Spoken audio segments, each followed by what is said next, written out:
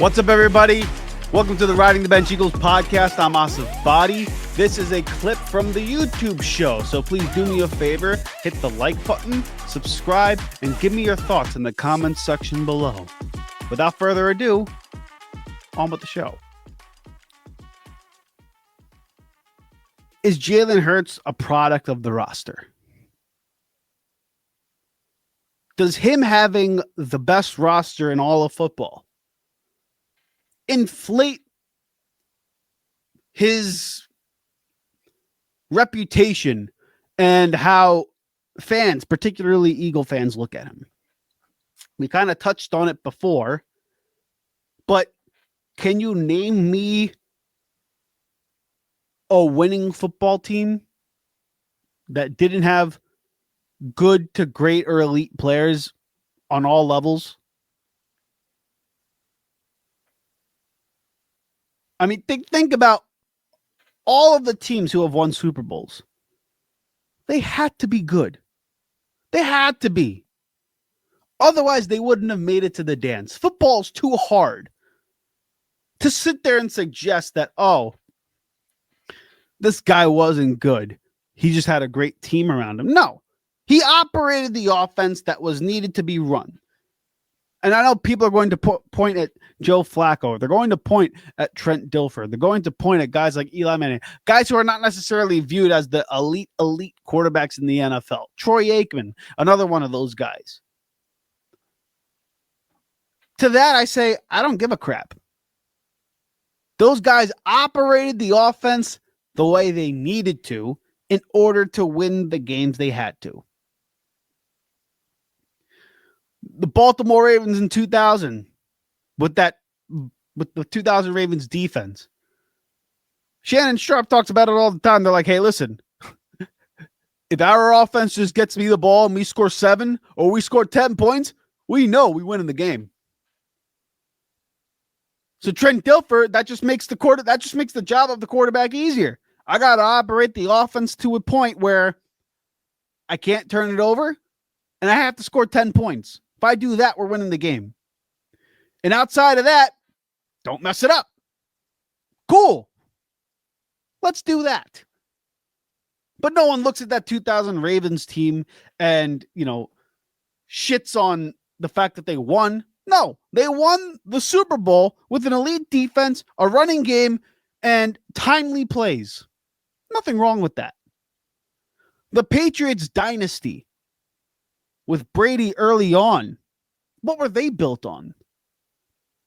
Hey, Tom, you got a great defense here. Just operate the offense, move the chain slowly, don't turn it over. If you have to lift a fight another down, you do that. And then when we need you to convert 3rd and shorts, 3rd and 4s, 3rd and 5s, can you do it at an elite level? Yeah. I'll be a game manager and convert timely 3rd downs. I'll do that for the first 10 years of my career, and I'll win you Super Bowls. Look at the Kansas City Chiefs. They're another team. You look at them and they're like, yeah, we had this high-flying offense and we couldn't get it done. But you know what? Now we have Mahomes and we're going to say, hey, listen, yeah, we know you could throw 50 touchdowns a year. But what I want you to do is be able to operate the offense, extend drives, drain clock, rely on your defense to make plays. Don't make silly mistakes. And that's something that Patrick Mahomes has grown into. Being a quarterback who's elite in situational, play calling and understanding moments. Same with Brady. Understanding moments. That's the mark of great teams. And every one of them, you can look at it and say, wow, they had great players on both sides of the ball. Kansas City Chiefs have amazing defenses. They had great players on offense, Travis Kelce, Tyreek Hill. You know what I mean? Brady had Gronkowski. He had Edelman. He had Randy Moss earlier on, even though they didn't win with that Randy Moss team. But that 2007 Patriots team is one of the best I've ever seen. Eli Manning and the New York Giants, they had great play too. They had great players. Michael Strahan, Osi Umenyiora, Matthias Kiwanuka, Fred Robbins. Antonio Pierce on the defense. And then on offense, you had Plaxico Burress. You had Hakeem Nicks, Victor Cruz one year. Brandon Jacobs. Like those guys they were really good players. And then he was playing at an elite level. Again, I bring all of that up, and I'm just trying to, guide the conversation to a point where I'm saying this. You can't name me football teams who have won it all and not look at them and say, wow, they had really good players on their roster, and it doesn't shortchange what they've accomplished in their career. It doesn't. So the fact that Jalen Hurts won the Super Bowl with this Philadelphia Eagles team, again, you can say all you want, like, oh, wow, he's got the easiest situation to play quarterback in. Fine. Guess what I say to you? I don't care. He's the quarterback for my team. For the Philadelphia Eagles, the team that I'm rooting for. If I were to look at the Kansas City Chiefs and say, wow, he has Andy Reid, he had Brett Veach, he has Travis Kelce, he had all these guys. What a lucky quarterback to be. Sure, but that doesn't shortchange what Patrick Mahomes has done in his career.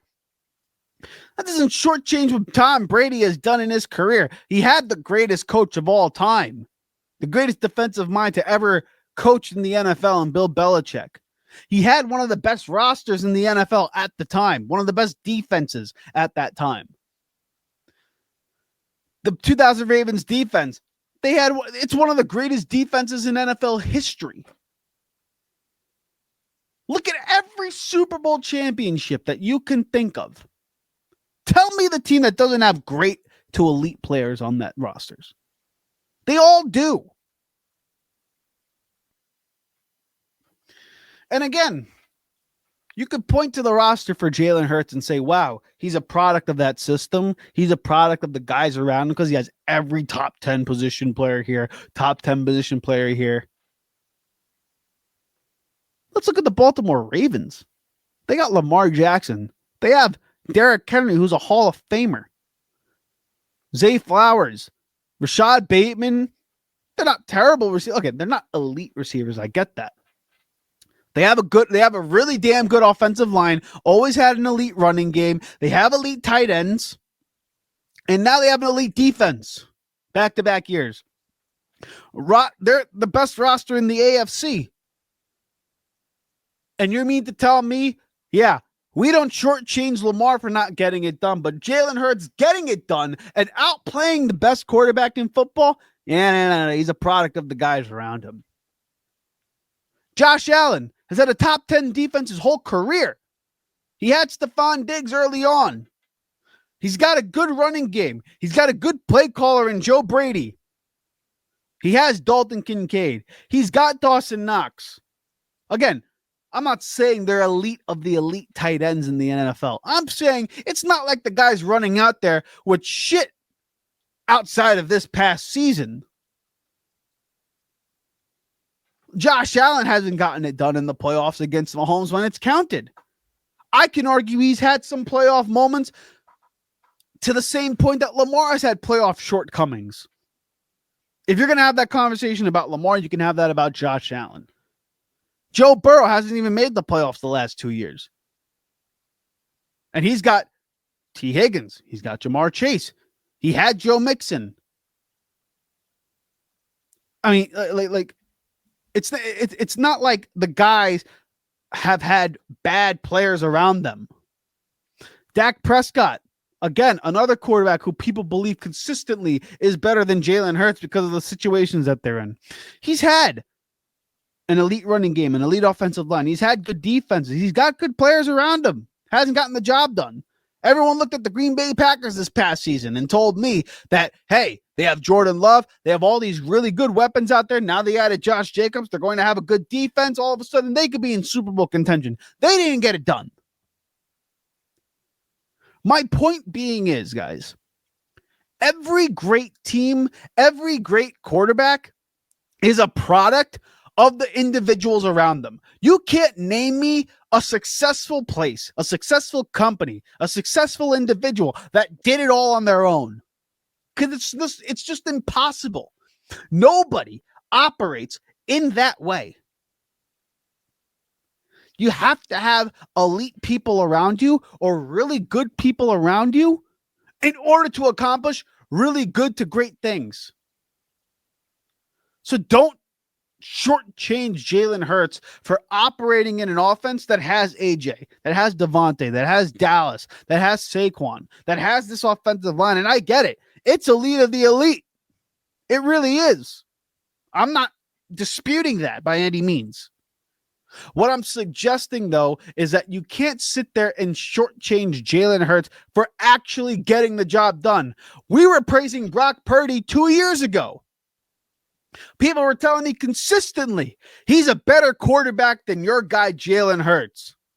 But he had Christian McCaffrey. He had Brandon Ayuk. He had Deebo Samuel. He had George Kittle. He had Trent Williams on the offensive line. He had a consistent play caller in Kyle Shanahan and has been running the same system since he's entered the National Football League. With Kyle Shanahan, Brock Purdy, that is. Patrick Mahomes has had Andy Reid every single year of his career. Joe Burrow has had Zach Taylor, whether or not you think he's good, the consistent play caller every single year. The Baltimore Ravens have had Todd Monken for the past 2 to 3 years. Josh Allen has had Joe Brady for 2 years in a row. When have you seen Jalen Hurts have the same coordinator and play caller 2 years in a row? You can't figure it out. You can't even name it. Jaden Daniels is going to have Cliff Kingsbury again this offseason and this regular season. Justin Herbert has Jim Harbaugh 2 years in a row. Sean Payton has Bo Nix 2 years in a row. McVay and Stafford together for so long. Jared Goff had Ben Johnson for 2 to 3 years in a row. You can't say that about Jalen Hurts and the coaching staff. So despite all of that, and again, roster building matters. That's why I think Howie Roseman is the best GM in football. He built a roster that says, hey, we just need you to operate within the confines of the offense. Don't mess it up. We have elite players here and there. Just get them the ball. Do what you got to do to win games. Don't turn it over. Fine. I'll do that. All good. And then when I do it at an elite level, don't say that I'm a product of the system, because that's the same thing for every quarterback. If a quarterback throws a slant pass to a receiver and it hits him in the chest, that receiver's got to catch the football, or else that guy's not getting the completions on yardage. You're not getting a catch. You're not going to get the 100 yards that you want in the game. If a running back is elite, excuse me, and the offensive line doesn't run block, you're not going to have a good season. You could be in the right position on defense, but if you don't make that tackle, it makes your linebackers really look shaky. It makes your safeties look bad. It makes your corners look bad. I mean, like you could point to all of these different things and say, without a player here and there, this guy would stink. Yeah, of course.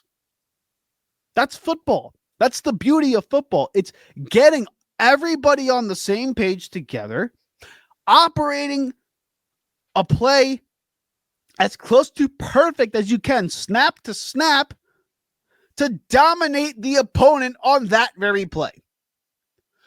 So your job as a GM, as a football team, get a roster that you can do that more consistently than not. That's what makes teams really good. That's what makes the Ravens really good. That's what makes the Bills really good. That's what makes the Chiefs, the Eagles, the Rams. Think about all the good teams in the NFL. The Bucks, now Washington, Green Bay, Minnesota, Detroit, San Francisco. What do all those teams have in common? Good front offices, good GMs, good coaches, and a good quarterback, and a good roster around them. Just because Howie Roseman does his job at an elite level, that shouldn't shortchange what Jalen Hurts does. And I guess that's just the point of it all. Listen, again, long-winded episode, and I know it just sounded like I was just saying nonsense. I get it. Fact of the matter is this, though. Jalen Hurts, the Philadelphia Eagles, no matter what you say about any quarterback, particularly him, though, because I'm an Eagle fan, in case you couldn't tell, you can never sit there as a fan and look at teams who have won Super Bowl championships, who have won on a consistent level, and say, wow, that guy did it with nobody. Every good team in the NFL is going to have elite players. It just so happens that Philadelphia has more elite players than other teams. Okay, fine. What's your point? You still have to go out there and execute at a high level. You still have to get the ball to every single guy when they need to get the ball thrown to them. You still got to be able to check plays at the line. You still got to be able to comprehend your playbook. You still got to be able to throw the ball accurately. Say what you want about Jalen Hurts. He does everything he needs to do for the Philadelphia Eagles for them to win games. And quite frankly, that's what you want out of a quarterback. You don't need to be a superstar quarterback to win in the National Football League. You don't need to be a superstar quarterback to win Super Bowls in the National Football League. Troy Aikman did it. Tom Brady did it earlier on in his career. Eli Manning, Joe Flacco. A lot of quarterbacks have won at a high level and played good to decent, like decent to good ball in the NFL during their playoff run and won plenty of games.